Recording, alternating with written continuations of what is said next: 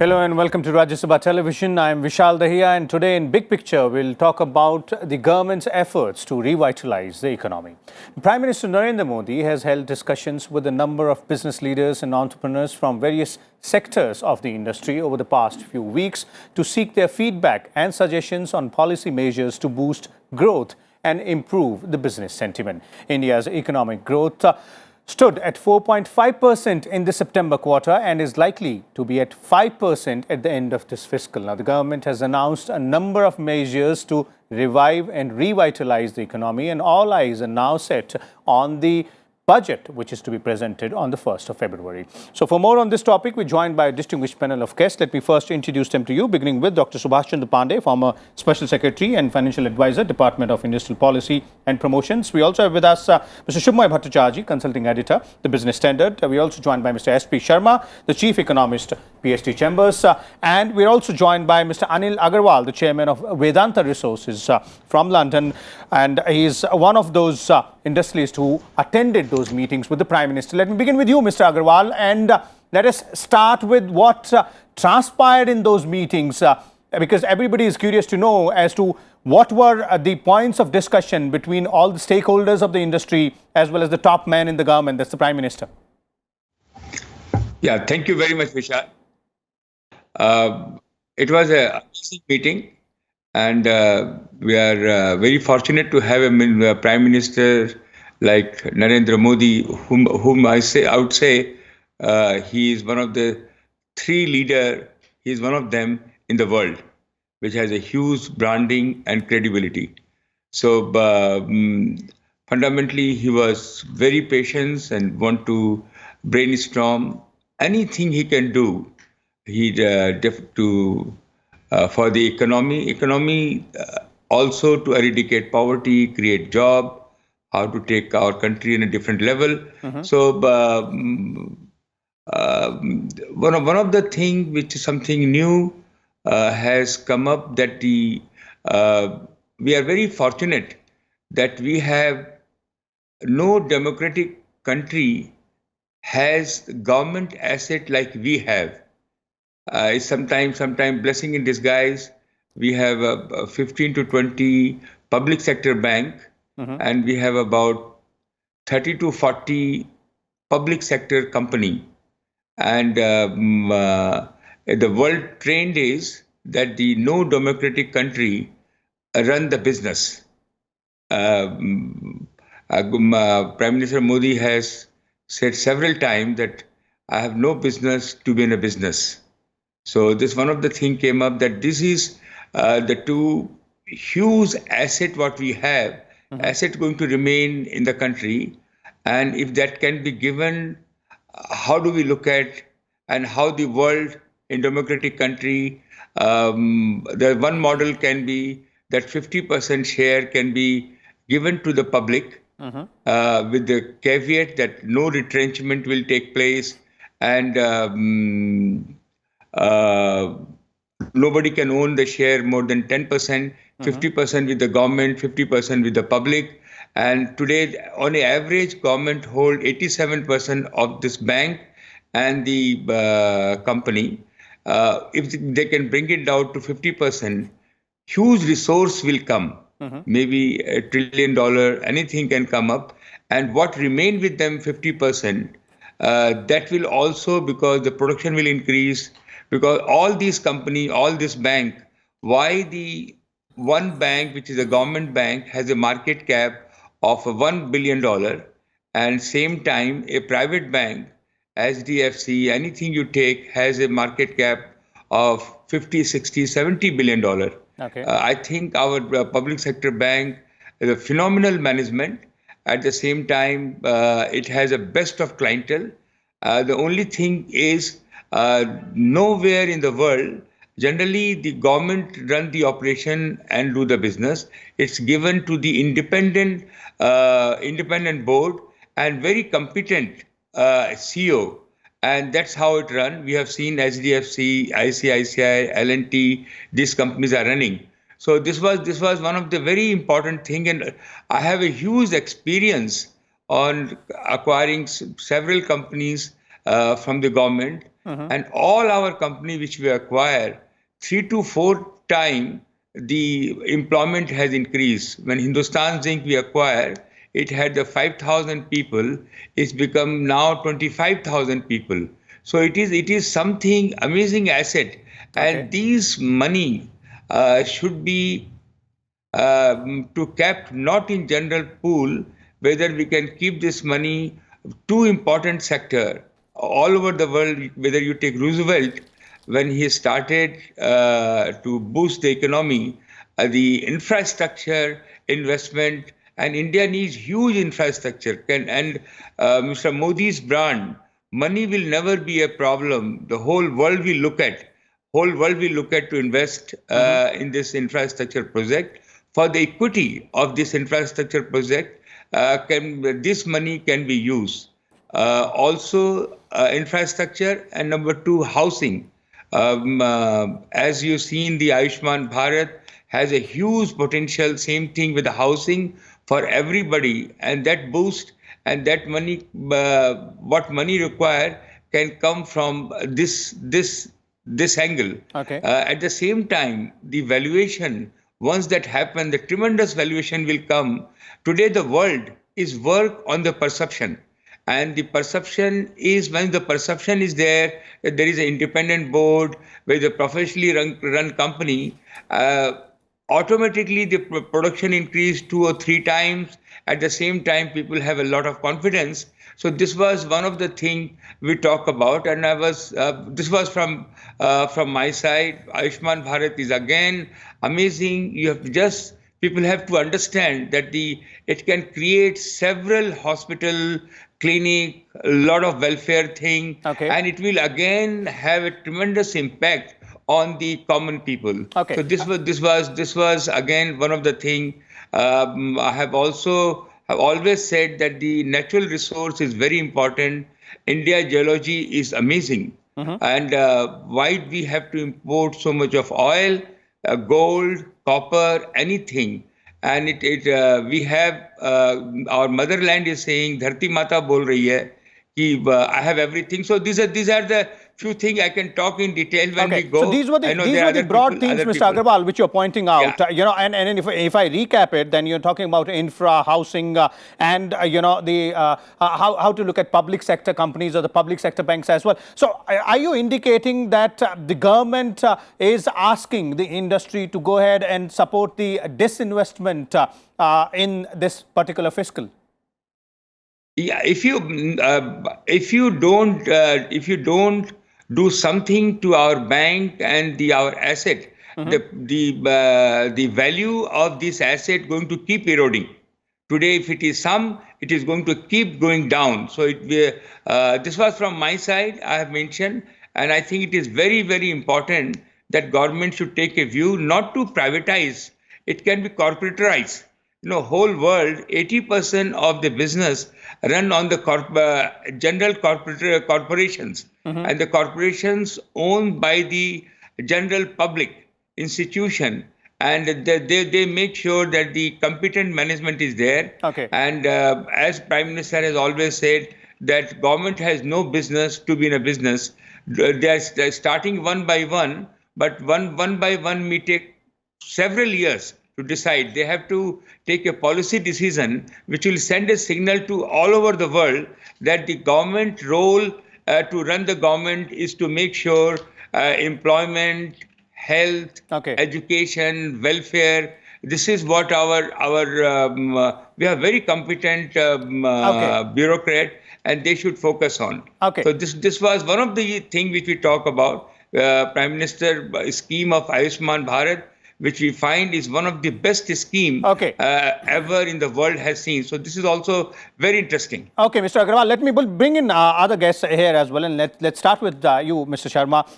These were the themes, as Mr. Agarwal is pointing out. He was part of one of those, dialogues which the Prime Minister had with the industry captains.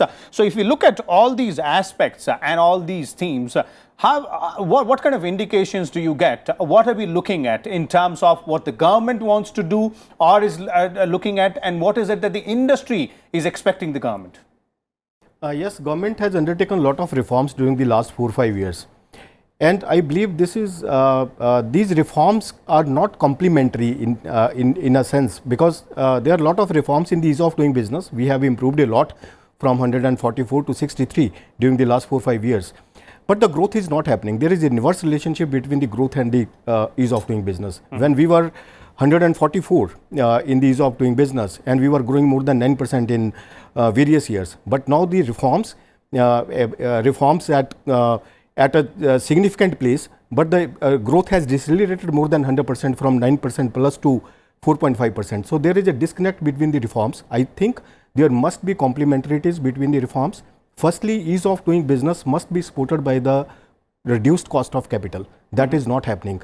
Though RBI has undertaken a lot of reforms, lot of significant cuts in the repo rate, but those cuts are not transmitted by the banking sector. Okay. So the cost of doing business remained high. That's why ease of doing business was not becoming fruitful.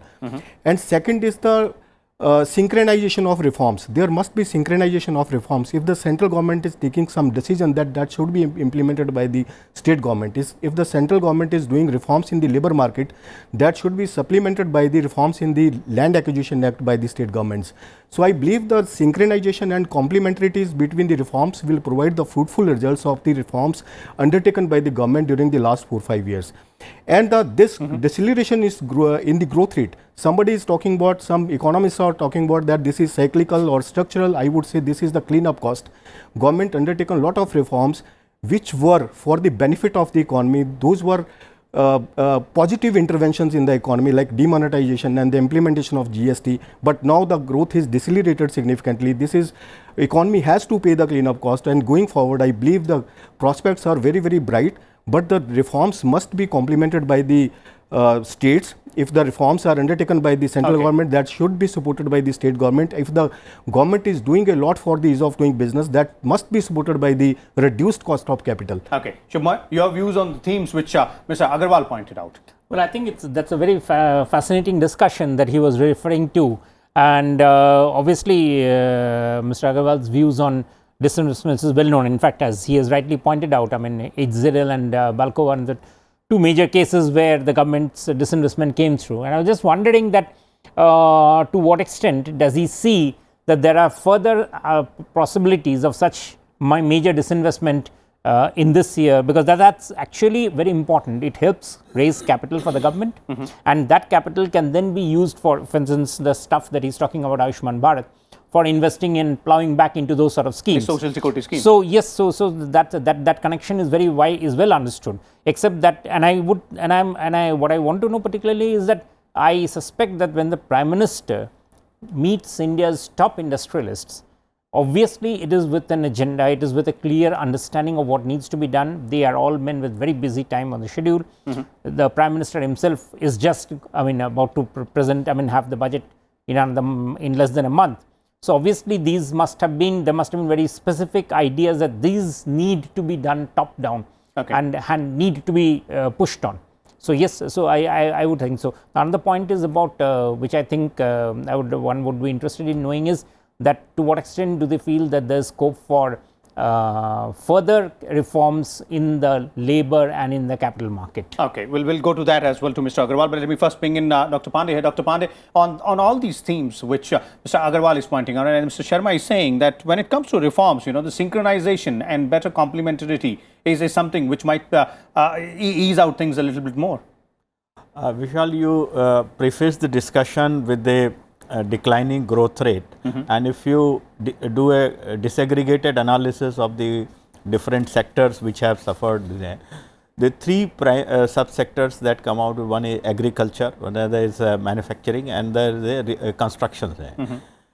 Agriculture, as you know, that in last since 2015 onwards, the adverse climate and seasonal, unseasonal climatic effects have affected crops, including commercial crops, which has affected agricultural output and exports.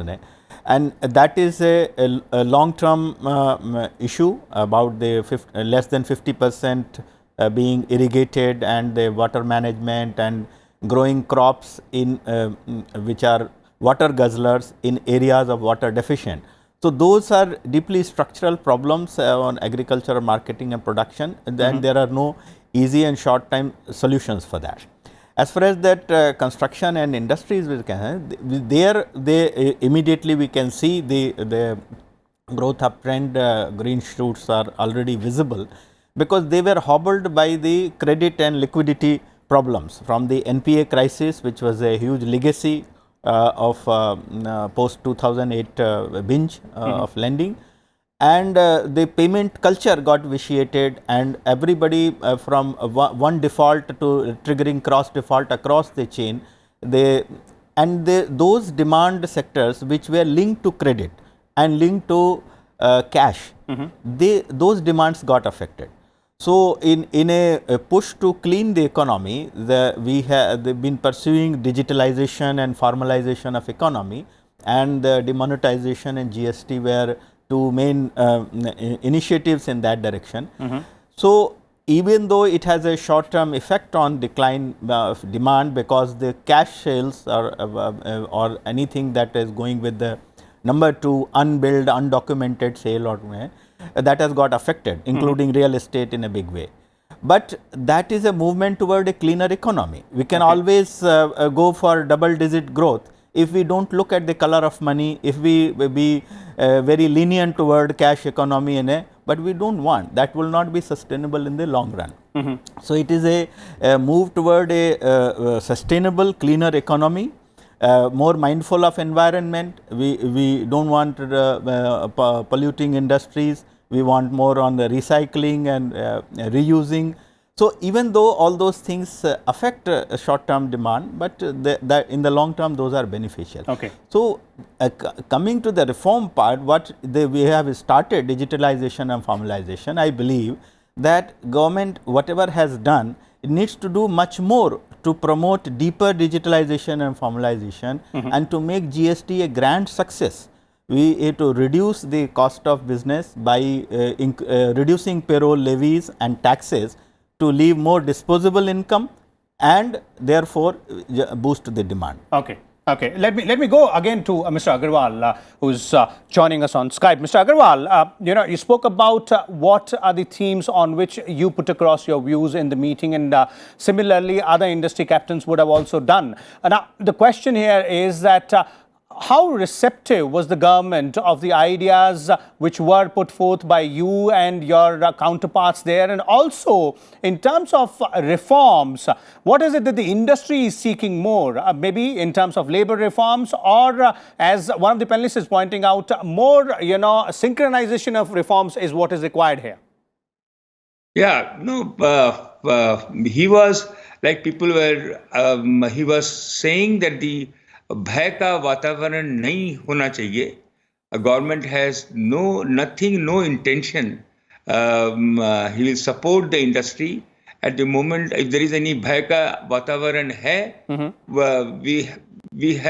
we will do everything to bring the confidence so people can bring more and more investment. Digital was very much on the high level. That is the one thing which can definitely help our country to move forward.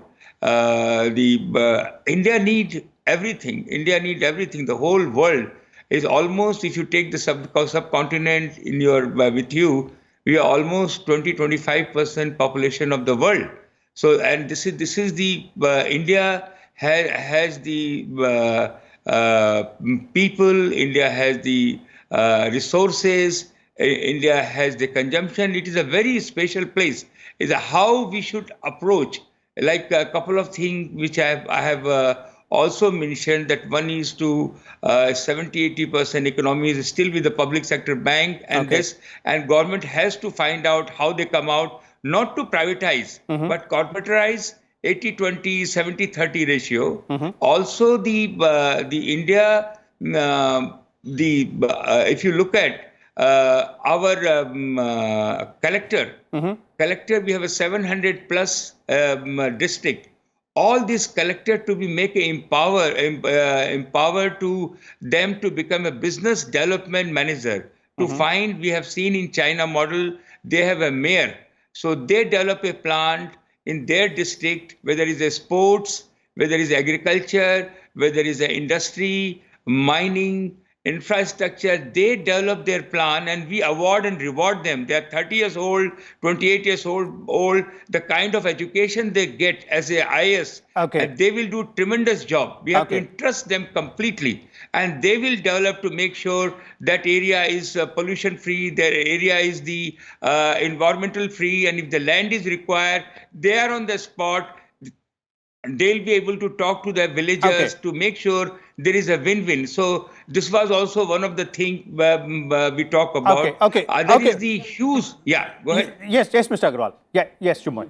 I just also was wondering if Mr. Agarwal would say whether there was any discussion on the perception issues about India regarding that, there has been investment, why isn't it coming and all that. Did that sort of figure? Mr. Agarwal, if you would have heard, one of the panelists here, Shubhmoy, wants to know that, was there any discussion on the perception issues in terms of, the investor sentiment as well, wherein India is concerned?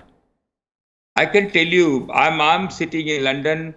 There is India. We talk about Masasan, and he is a fan of India.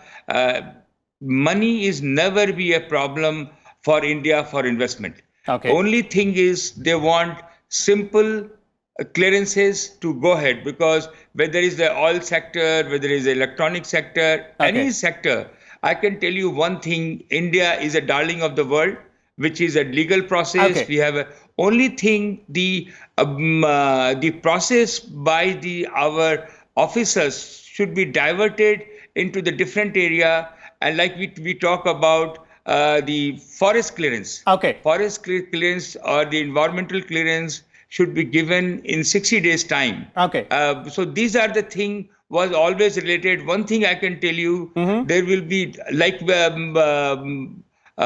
my perception is personal perception, which that 70 to 80% of the money what India has goes into the interest payment. And can we look at how can we go back? And I'm not 100% sure, but maybe the interest cost maybe 5 to 6%. Can we go back and reuse this, and can we reduce our interest rate? Okay, Mr. Agarwal, those are very 50%. interesting ideas out there, but we're running Yes. short of time. Let me just, I would like to stop you here and bring in Mr. Sharma and Dr. Pandey and Shubhmoy as well on the boosting investor sentiment aspect, as Shubhmoy intervened rightly. And looks like the underlying theme of all these discussions here is, while the industry wants a bit more of a confidence and wants the government to go ahead one more step further to boost that investor sentiment out there. And, when you spoke about ease of doing business rankings earlier also. Yes, ease of doing business is okay, but the confidence will come from the people now. Firstly, we have to generate demand in the economy, because the capacity utilization is not happening. Capacity utilization is somewhere between 60 to 70%. So firstly, we have to create demand with a lot of reforms from the demand side. We have undertaken a lot of reforms from the supply side, as I already mentioned that there must be synchronization and complementarities between the reforms. If we are reforming our supply side economics, that must be supported by the demand side economics also. There must be increase in the income of the people at the rural level, because a lot of demand will come from the rural areas. Okay. And like Mr. Modi focused on 3D in the last various years, that these reforms must be supported by the 3C also. There must be clarity, consistency and continuity in the economic reforms. Okay. Reforms must be for the long-term perspective, and that should build the confidence of not only the businesses but also for the people, not only the domestic investors but also the investors from the foreign markets. So consistency and clarity of the reforms is a must, because we are a very delicate juncture at this point of time, Okay. because global economy is also very, very volatile. So we have to build our economy in such a sustained way that is supported by not only the investors but also the people from the Dr. micro level. Pandey, concluding comments from you, clarity, consistency and continuity, as Mr. Sharma is rephrasing or summing up what looks like the underlying themes have been. Yeah, one of the major drivers for further cutting ease of doing business ranking will be the dispute resolution mechanism, whether it is commercial disputes, tax disputes, regulatory disputes. fast tracking that can really take us further in top 25 instead of Okay. being just 63. Okay. So that is very important. Okay. Otherwise, Shub- investor demand is very much. Okay, Shubhmoy, it might be a long shot, but what can we expect since the budget is around the corner as well, and these kind of discussions happening on these underlying themes? Some more interventions from the government, or maybe something very interesting coming in the budget as well. Well, I wouldn't expect anything in terms of expenditure or in terms of taxation. I mean, like in terms of the big bang things, because those essentially there aren't any spaces. Okay. Personal income tax give relief is frankly not a good idea. So similarly, further cuts in corporation tax shouldn't be happening, obviously. So tax in that shouldn't be happening. Expenditure, then the government doesn't have much of space. So one would expect, as Mr. Sharma is pointing out, measures to ensure that the economy does well. As Mr. Agarwal pointed out, the government has no business to be in business. And if that is the case, then the government should basically be producing clarity of rules. And I suspect that that is what the industrialists must have said, that in terms of the bhai ka mahol, which he was referring to, that it shouldn't be there. Then in terms of people should be willing and happy to go about making the economy look better, which means basically doing their job well. Okay. Okay, and that's the effort which has been made by none other than the Prime Minister himself, making it very clear, just like in the centenary celebrations speech at the Kirloskar summit, pointing out that there is nothing to worry. So this is the analysis of the hands-on approach by none other than the Prime Minister as far as economy is concerned, by trying and having suggestions and feedback from the top industry captains, the entrepreneurs as well, as to what should be done, what needs to be done, and how can it be done. We'll keep a tab on all the developments and keep bringing you all the updates. Keep watching Rajya Sabha Television.